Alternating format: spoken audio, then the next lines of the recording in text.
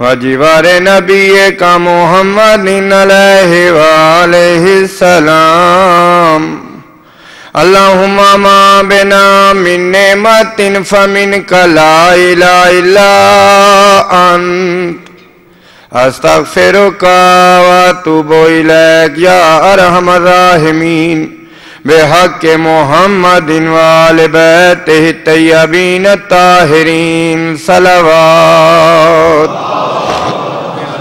صلی اللہ محمد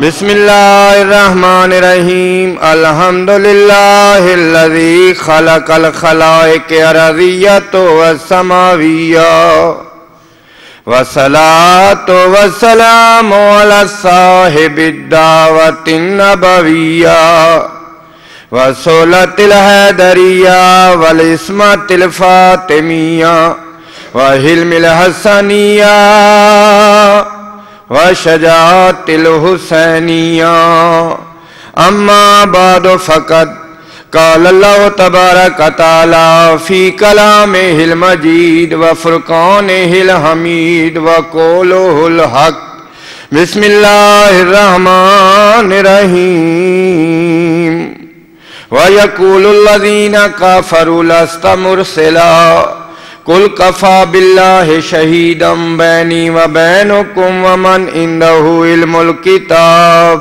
صلوات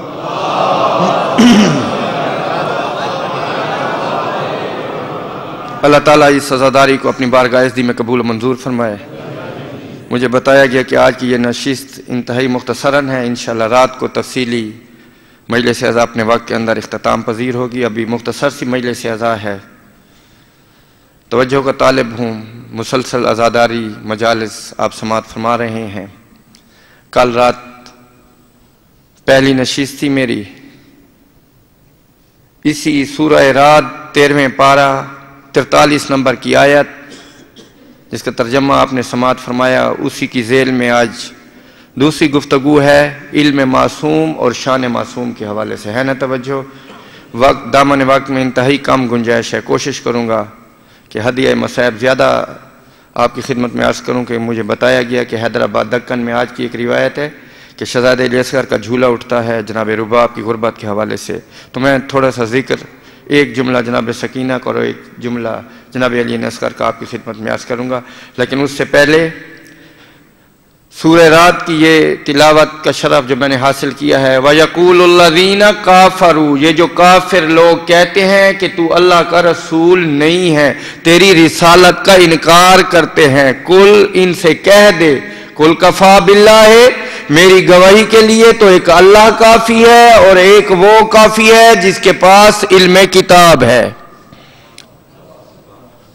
اس آیہ کا مصداق ائمۃ الہدیٰ ہے، تفسیر عیاشی کے مطابق معصوم پنجم ارشاد فرماتے ہیں ہم 12 کے 12 امام علم الکتاب کے مصداق ہیں، لیکن ہمارا دادا علی ہم سب سے افضل ہے اور سب سے افضل ہماری جد پاک نبی ختم المرسلین ہے، صلوات۔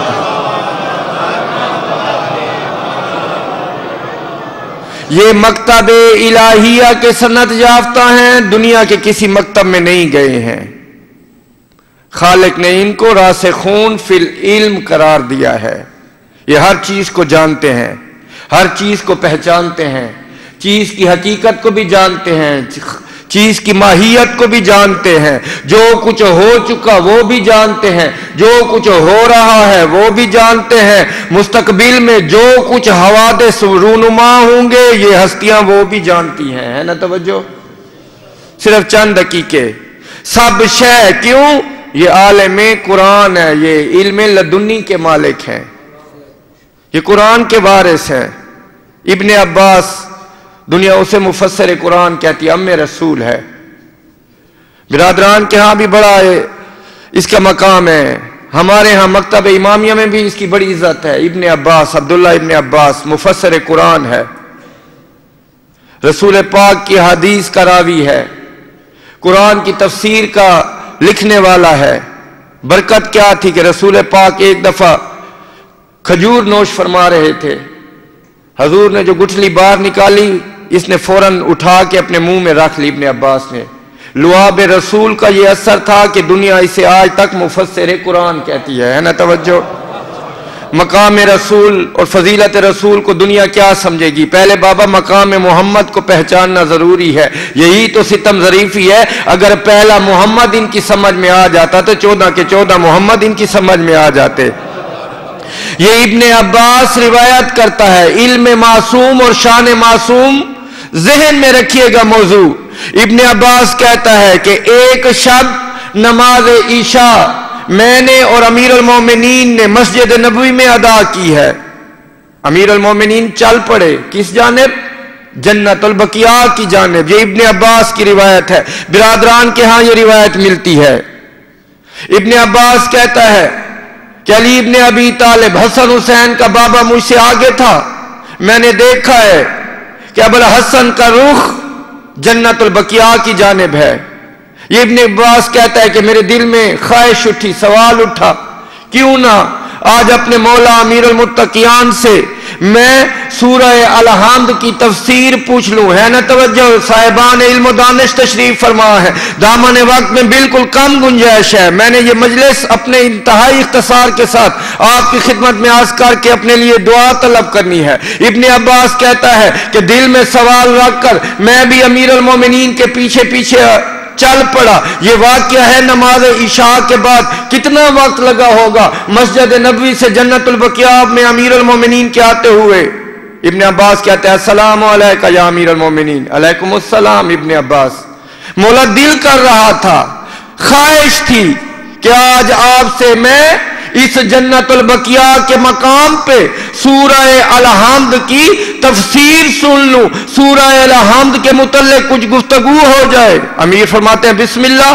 अब इब्ने अब्बास रिवायत करता है कि अमीर अल मोमिनीन खाक पे बैठ गए, मुझे इशारा किया, इब्ने अब्बास तू भी बैठ जा, मैं अली तुझे आज सूरह अल हम्द की तफसीर पढ़ के सुनाता हूं। इब्ने अब्बास कहता है कि मौला मुत्तकियान ने अबुल हसन ने पूरे अल हम्द की नहीं, फकत बिस्मिल्लाहिर्रहमानिर्रहीम की, पूरे बिस्मिल्लाहिर्रहमानिर्रहीम की नहीं, फकत बे के लफ्ज की तफसीर पढ़ना शुरू की है। अल्लाह अकबर। अल अज़मत किबरिया, अल अज़मत परवरदिगार। इब्ने अब्बास कहता है कि बे की तफसीर अभी अमीर अल मोमिनीन शुरू कर रहे थे जब मेरे कानों पे फजर की अजान की आवाज आई। मैंने हाथ जोड़ के, हाथ बांध के फरमाया अबुल हसन सुबह हो गई है। अजान फजर की अजान की आवाज मेरी कानों पे आया। अमीर अल मोमिनीन अभी बे की तफसीर मुकम्मल नहीं हुई। इब्ने अब्बास कहता है अमीर अल मोमिनीन ने हाथ अपने सीने पे रख के फरमाया है वल्लाह मुझे खालिक कायनात की इज्जत और आबरू की कसम, इब्ने अब्बास ये तो मदीना में सुबह की अजान है। अगर कयामत की शाम भी हो जाए अली बे की तफसीर मुकम्मल नहीं कर पाएगा।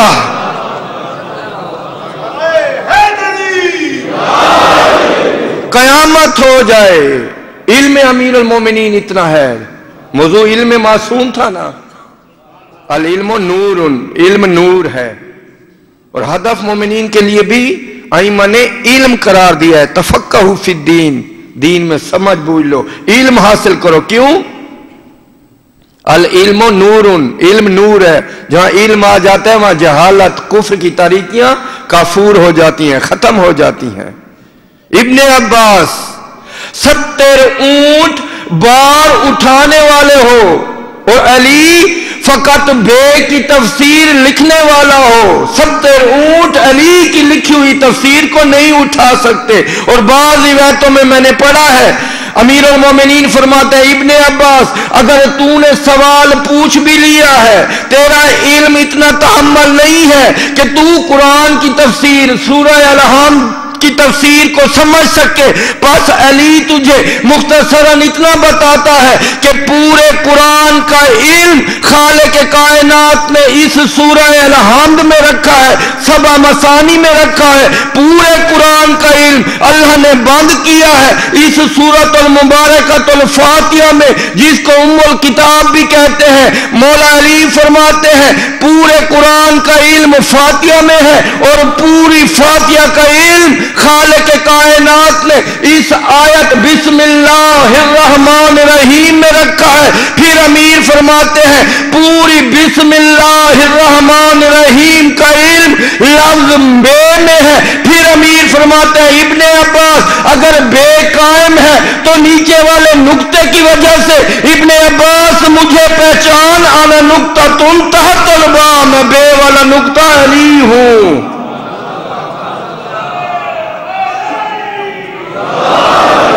انا نقطۃ تحت البا، پورے قرآن کا علم فاتحہ میں، پوری فاتحہ کا علم بسم اللہ الرحمن الرحیم میں، اور پوری بسم اللہ کا علم لفظ بے میں بے قائم ہے تو اپنے نقطے کی وجہ سے انا نقطۃ تحت البا، میں علی کو پہچانو میں بے والا نقطہ ہوں۔ تو کہنے دیجئے شاعر حضرات بیٹھے ہیں تو مولا کی فضیلت کا ایک شعر کیوں نہ پڑھتا چلوں، تاکہ خوشنودی پروردگار بھی ہو، خوشنودی رسول بھی ہو، مومنین کی بھی خوشنودی ہے۔ میں اتنا کہتا ہوں علی مولا کی ذات کے متعلق کہ پھیلا تو کائنات دو عالم پہ چھا گیا، پھیلا تو کائنات دو عالم پہ چھا گیا، سمٹا تو ایک نقطہ با میں سما گیا۔ پھیلا تو کائنات دو عالم پہ چھا گیا، سمٹا تو ایک نقطہ با میں سما گیا۔ پوچھو پوچھو لوگوں میں علی حاضر ہوں۔ ہم قرآن کا ظاہر بھی جانتے ہیں، ہم قرآن کا باطن بھی جانتے ہیں۔ کیا اسرار الہیہ ہیں بابا، یہ ہستیاں ابواب اللہ ہیں، اسرار الہیہ ہستی ہیں۔ ان کے علم کی حدوں کو کوئی چھو نہیں سکتا، ان کے علم کی حدوں کو کوئی پا نہیں سکتا۔ یا راسخون فی العلم ہے۔ کون سمجھے گا مقام علی کو، کون سمجھے گا علم معصوم کو، جنہوں نے سینہ رسول سے فیض حاصل کیا ہے، جنہوں نے سینہ رسول سے، قرآن کا نزول سینہ رسول پہ ہوا نا، قلب محمد پہ نزول ہوا ہے نا۔ علم کا تعلق زبان سے نہیں ہوتا، علم کا تعلق دل سے ہوتا ہے، سینے سے ہوتا ہے۔ انشاءاللہ آج رات کی آنے والی گفتگو میں عرض کروں گا، خالق نے ان کو فضیلتیں بخشی ہیں، رب کائنات نے ان کو مناقب بخشی ہیں۔ خالد بن ولید روایت کرتا ہے کہ ایک دفعہ بزم امیر المومنین میں آیا، دیکھا ہے علی کسی بیٹے کی زرہ کو اپنے ہاتھوں سے ٹھیک کر رہے ہیں۔ کیسے ٹھیک کر رہے ہیں؟ لوہے کی کڑیوں کو اپنے ہاتھوں سے درست کر رہے ہیں۔ توجہ کا طالب ہوں، صاحبان علم و دانش بیٹھے ہیں، یعنی کہ لوہا امیر المومنین کے ہاتھوں میں موم نظر آ رہا تھا، پگھل رہا تھا۔ خالد ابن ولید نے تعجب کیا، یا ابوالحسن، حسن حسین کے بابا، عجیب بات ہے، عجیب کشف و کرامات کا مشاہدہ کر رہا ہوں۔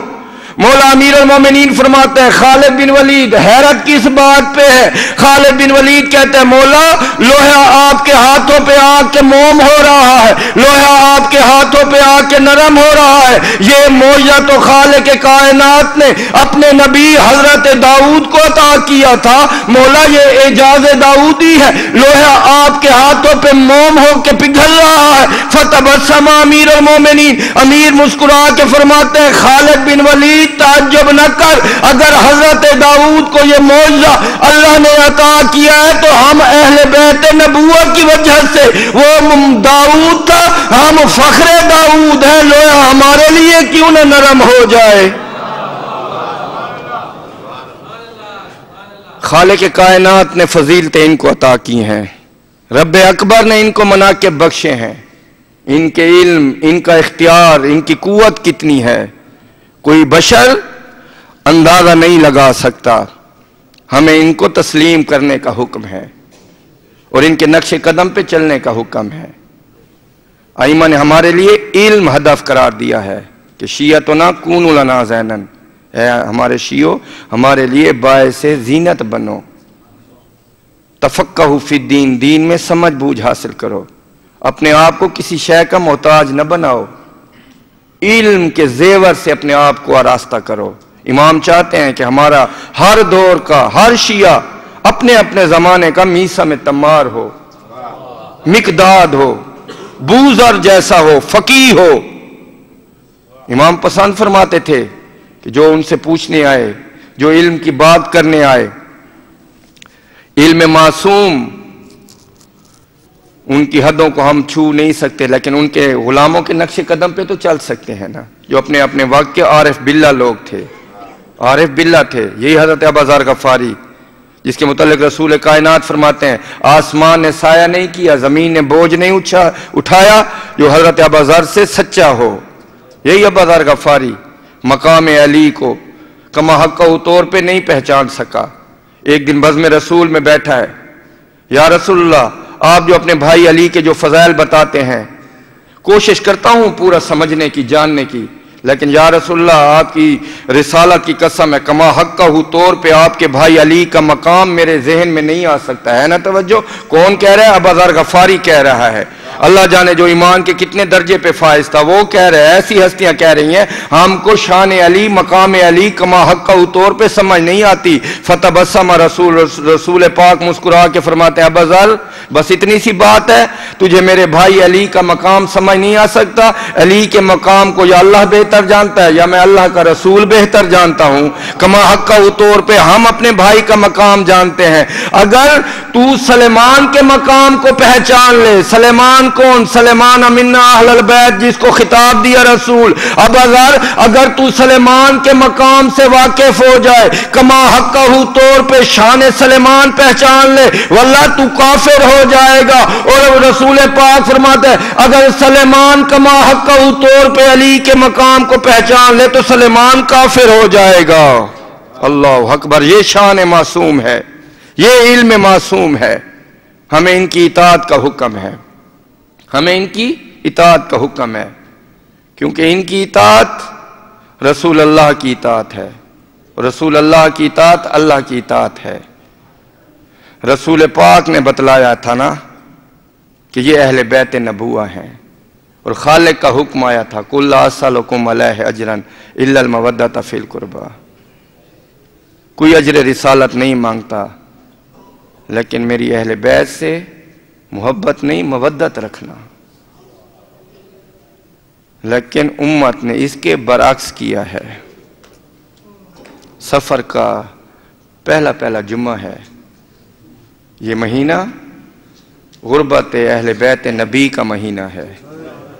اللہ اکبر، واہ غربت واہ حسرت، مصائب اہل بیت نبوہ کا مہینہ ہے۔ 2 مہینے 8 دن یہ عزاداری سید الشہداء کے ایام ہیں۔ کوشش کریں کہ اپنے گناہوں کی تختی کو ان آنسوں سے دھو لیا کریں۔ اتنی لذت ہے، صدیاں بیت گئیں، آج بھی غم حسین تر و تازہ ہے۔ مجھے حکم دیا گیا ہے اہل بیت نبوہ کی کون کون سی مصیبت انسان یاد کرے۔ بس سیدہ تیری اولاد پہ ظلم و ستم کا افسوس کرنے آئے ہیں۔ خداوند کریم ان برادران کی یہ صف ماتم، صف عزا قبول و منظور فرمائے۔ خالق کائنات نے جناب رباب کی گود میں 2 گوہر عطا فرمائے ہیں۔ ایک کا نام ہے اصغر، ایک کا نام ہے سکینہ بنت الحسین۔ کیا حوصلہ رباب تیرا ہے، کیا غربت رباب تیری ہے۔ اصغر کی شہادت کوئی معمولی شہادت نہیں ہے۔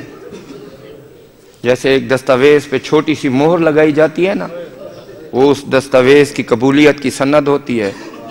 میں تو اس طرح کہتے رہتا ہوں کہ 72 شہادتوں کی دستاویز پہ آخر میں اصغر کی شہادت نے مہر لگائی۔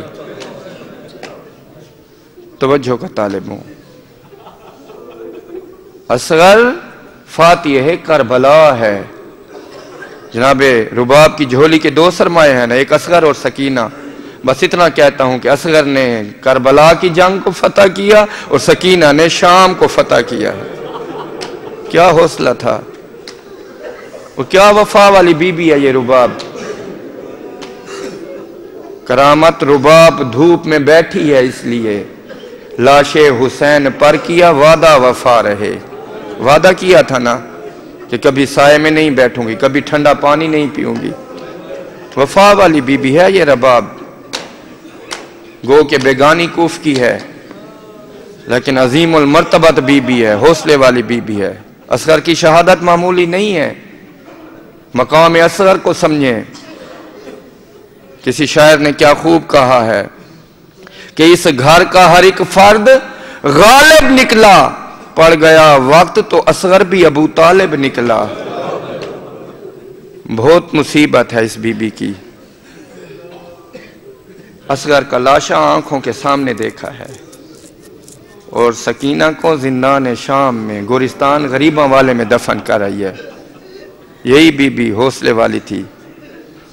करबला की किसी मंजिल पर करबला से कूफा, कूफा से शाम चली है। कभी कभार सादात को साया मुयस्सर आ जाता, यही बीबी धूप को तलाश करके बैठती। बीबियां कहती अम्मा रुबाब साए में आ जाए, रो के फरमाती कैसे साए में आ जाऊं, मैंने हुसैन का लाशा भिगोरो कफन करबला की धूप में देखा है, मैंने वारिस की लाश पे वादा किया है, मैं तो साए में नहीं आऊंगी। कभी ठंडा पानी नहीं पिया। हालत क्या होती थी? सैयद सज्जाद रिवायत करते हैं कि असगर की शहादत के बाद मेरी माँ खामोश हो गई। बीबी किसी से ज्यादा गुफ्तगू नहीं करती, बस कभी कभार करबला से कूफा, कूफा से शाम के रास्तों में बीबी की हालत क्या होती। बस अज़ादारो इतना कहता हूँ कि बीबी का रुख अक़दस करबला की जानिब होता, हाथों पे असगर का खून भरा कुर्ता होता, रो के बीबी फरमाती असगर तेरी उम्र के तो हैवान भी ज़बा नहीं होते। हाय मेरे 6 महीनों का असगर, वाह गुरबत वाह हसरता, वाह गुरबत वाह हसरता। रुबाब तेरा अपना नसीब, तेरी अपनी किस्मत। बहुत रोती रही है रुबाब असगर को। मासूमों की शहादत, आप साहिब औलाद हैं, कोई माओ से पूछो। कभी सैयद शुहदा ने याद नहीं किया, मकातिल की कुतब पढ़ के देखें। इमाम हुसैन नकाबाब को याद किया। शीयो काश उस वक्त होते जब मैंने 6 माह के असगर को हाथों पे बुलंद करके कौम अशकिया से पानी का सवाल किया। मेरे सादिक इमाम से पूछा गया शरीफों की जिंदगी में सबसे मुश्किल मरहला कौन सा होता है? इमाम रो के फरमाते हैं जब किसी शरीफ को किसी कमीने से सवाल करना पड़े, ये बड़ा मुश्किल मरहला होता है। इमाम फरमाता है कुर्बान जाऊं दादा हुसैन के सब्र पे, जिसने असगर को हाथों पे उठा के कौम अशकिया से पानी का सवाल किया था। जालमो ये मेरे 6 महीनों का लाल, इसकी माँ का दूध खुश्क हो चुका है, एक घूंट पानी का तो दो। इमाम ने अल्लाह जाने कैसे सवाल किया। इमाम फरमाते थे मैं ये नहीं कहता हूं कि पानी मुझे ला दो, तुम आन के चुल्लू से इसे आप पिला दो। इमाम फरमाते हैं मरता है ये बच्चा, मरते हुए बच्चे को जिला दो और लिल्लाह कलेजे की मेरी आग बुझा दो।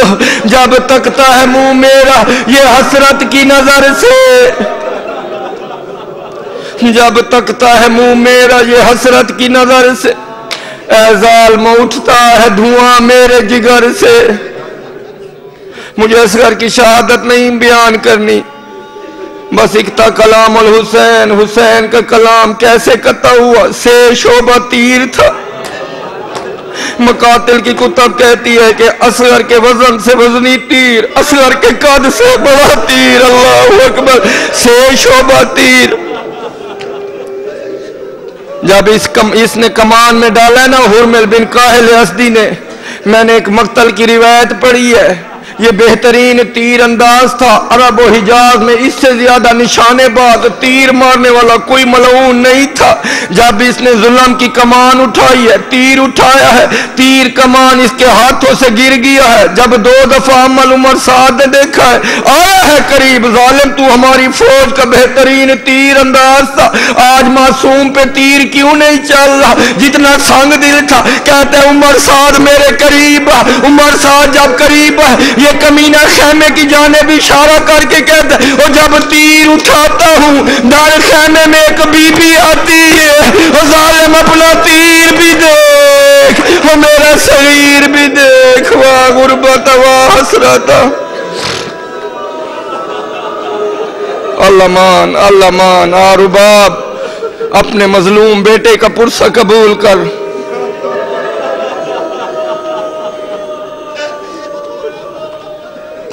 کبھی آپ نے سوچا ہے وہ امام مظلوم جو 72 لاشوں کو لایا ہے، کیا امام نے کسی لاش کو دفن کیا ہے؟ ایک سوال ہے۔ امام نے اکبر کو دفن کیا ہے؟ نہیں، امام نے عباس کو دفن کیا ہے، قاسم کی لاش کو ٹکڑوں کو دفن کیا ہے۔ قسم مصائب اصغر کی، امام نے کسی لاش کو دفن نہیں کیا، اگر کیا ہے تو اصغر کی لاش کو دفن کیا ہے۔ صاحبان علم و دانش بیٹھے ہو، پوچھنا چاہتا ہوں، اللہ جانے حسین کی کیا غربت تھی، کیا مجبوری تھی کہ 6 مہینے کے بچے کو دفن کیا ہے۔ مجھے حسین بخش جاڑا تفسیر قرآن میں وہ لکھتے ہیں کہ امام مظلوم نے اگر کسی لاش کو دفن نہیں کیا، اصغر کی لاش کو دفن کیا۔ مفسر قرآن پاکستان کے حسین بخش جاڑا وہ اپنی کتاب اصحاب الیمین میں لکھتے ہیں، مجھے تو 4 وجہ نظر آتی ہیں کہ حسین نے یہ سوچ کے اصغر کی لاش کو دفن کیا ہوگا۔ بس ازادارو، یہی 4 وجہ آپ کی خدمت میں پیش کر کے طالب دعا ہوں۔ علامہ حسین بخش جاڑا لکھتے ہیں کہ امام علم امامت سے جانتے تھے، کیا جانتے تھے؟ غربت امام کی تھی، کسی لاش کو دفن نہیں کیا، اگر دفن کیا ہے تو شہزادہ علی اصغر کی لاش کو۔ قبلہ لکھتے ہیں پہلی وجہ تو یہ تھی، امام جانتے تھے ہماری شہادت کے بعد ظالموں کے ظلم ختم نہیں ہوں گے، ظالم ہماری لاشوں پہ گھوڑے دوڑائیں گے، ہماری لاشوں کی پامالی ہوگے، اکبر کی لاش سہ جائے گی، عباس کا لاشا گھوڑے کے سم سہ جائے گا، وہ میرا 6 مہینہ کا نازک قبول ہے، یہ رباب کی جھولی کا سرمایہ گھوڑوں کی پامالی سے بچ جائے گا۔ دوسری وجہ حسین بخش جاڑا لکھتے ہیں امام جانتے تھے ہماری لاشوں کو کسی نے دفن نہیں کرنا، وہ 3 دن تک ہماری لاشیں وہ کربلا کی گرم دھوپ میں پڑی رہے گی، وہ میری لاش بھی دھوپ برداشت کر جائے گی، اکبر کا لاشا بھی دھوپ برداشت کر جائے گا، وہ میرا نرم و نازک اصغر ہے، کربلا کی گرم دھوپ برداشت نہیں کر سکے گا۔ تیسری وجہ امام جانتے تھے ان ظالموں نے سر نیزہ پہ عیاں کرنے ہیں، اگر نیزے پہ اصغر کا سر آیا وہ میری سکینہ مر جائے گی، وہ میری رباب مر جائے گی۔ قبلہ لکھتے ہیں چوتھی وجہ یہ تھی امام جانتے تھے وہ 12 محرم کا دن ہوگا، وہ میری بہنوں کے ہاتھ پر سے گردن بندھے ہوئیں گے، وہ ظالم اہل بیت کو مقتل سے گزاریں گے۔ اگر رباب یا سکینہ نے اصغر کی لاش دیکھی اور رباب مر جائے گی، وہ میری سکینہ مر جائے گی۔ یوم عاشور ازادارو آپ ایک عمل کرتے ہیں، 7 دفعہ آگے بھی جاتے ہیں، 7 دفعہ پیچھے بھی جاتے ہیں، یہ سنت امام حسین کی ہے۔ اصغر کو ذبح کرا کے ہاتھوں پہ سوچ رہا ہے وہ کس طرح خیمے میں جاؤں، اور میں رباب کو کیا بتاؤں گا۔ ازادارو تلوار سے ذوالفقار سے امام نے اصغر کی قبر بنائی ہے، باب علی کی ذوالفقار کعب گئی ہے، او مولا تیرے دشمنوں سے جہاد کے لیے آئی تھی، وہ تیرے بیٹوں کی قبر بنانے تو نہیں آئی تھی، ننھی سی قبر کھود کے اصغر کو گاڑ کر، اور شبیر اٹھ کھڑے ہوئے دامن کو جھاڑ کر۔ مقتل کی روایت میں نے پڑھی، جب اصغر کو قبر میں لٹایا ہے، پاؤں کی جانب مٹی ڈالنا شروع کی ہے، حوصلہ ہے رباب کا اور حسین کا۔ اب جب سینے تک ریت آ گئی، امام نے ریت ہاتھوں پہ اٹھائی ہے، اصغر کے منہ پہ نہیں ڈال رہے۔ رباب کہتی ہے سردار وجہ امام کے